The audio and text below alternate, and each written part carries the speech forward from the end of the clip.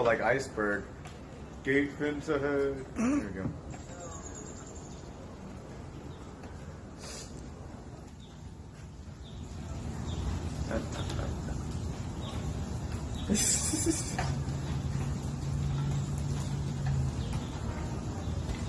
Oh, I don't know if it will.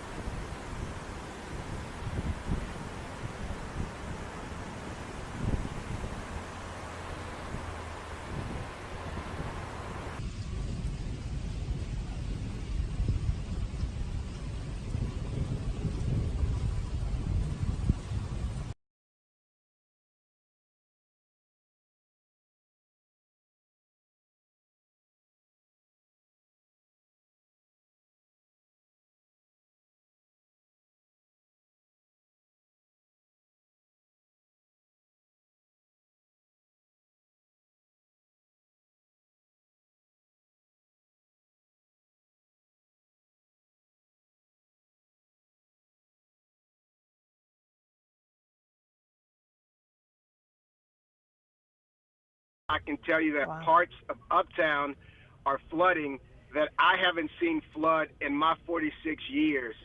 So I'm talking about the areas between Superior Grill and Iberia Bank on St. Charles. The sidewalk is covered. It looks like a river.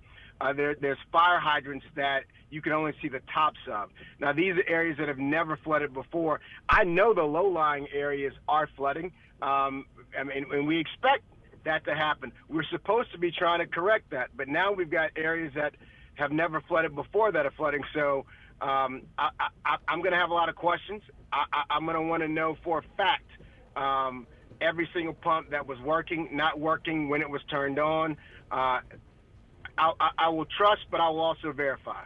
No, that makes sense. Are you going to have time to get those questions answered before the tropical storm system that we're expected to hit us this weekend, or is that something where we're just going to have to kind of go through that?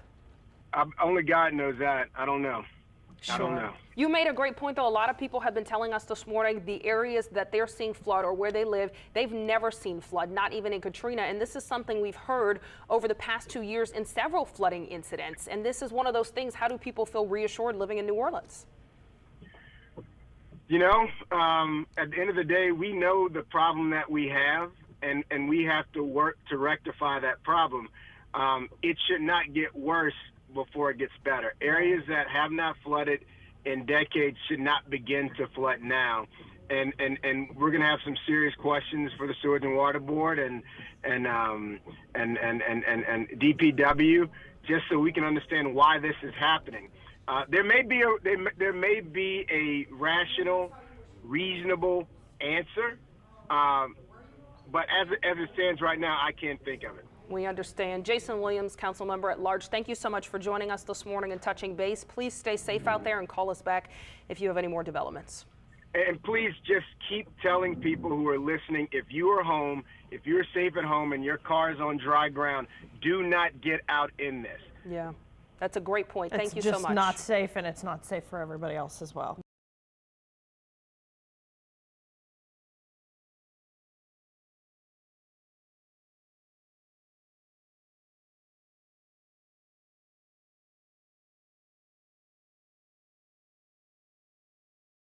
We've got some breaking news right here in Washington, D.C. Check this out. These are images just coming into us over the last couple of minutes. There has been a massive rainstorm here, really dangerous flash flooding in Washington. Look at this, cars halfway underwater. Some people actually had to get on the roofs of their cars to be able to get out, essentially. MSNBC meteorologist Bill Cairns is tracking this for us. Bill, as somebody who lives and works in Washington, my phone's been blowing up with those warnings of flash floods for the last, 2 hours or so. When's the city going to see some relief? It's starting to go down now. But, Hallie, there was water in the basement of the White House that had some flooding. I mean, yeah, there's the picture of that. I've never seen or heard of that before. On Pennsylvania Avenue, just outside the White House, there was 2 to 3 feet of water in some spots, and some of the roads on Constitution Avenue or just closed. The airport's obviously been closed down because of the heavy rain. Getting to Dulles, I heard, is ridiculous right now. Some of these people actually they didn't wait for the firefighters to come. The water was starting to get higher and higher. And so some people actually swam to the embankment to climb up the hillside there. Wow. Incredible stuff. Streams turns into rivers, and some of the rivers still are well outside their banks now. And it's been widespread. I mean, it hasn't just been in one spot. I mean, this was a torrential thunderstorm that went right over the Beltway. It started in the north section, and it just continued at this intensity right through the southern half of the city. The flash flood emergency will go on here now for about another hour, maybe about a half hour actually, till 11:15 East Coast time, and then that will be dropped as the water levels continue to recede. As far as the numbers go, the odds of this happening in any one year are about 1%. Going into any year. That's how hard it rained. So there's the flash flood emergency that continues for the D.C. area. And as far as the rainfall totals went, this map shows you this. We ended up with 3.3 inches of rain at Reagan International Airport in 50 minutes. That's why we saw this incredible amount of water everywhere. Virginia Station, Hallie, have you seen there's pictures that we're trying to get them cleared? It's a waterfall going down, and there's trains driving through it.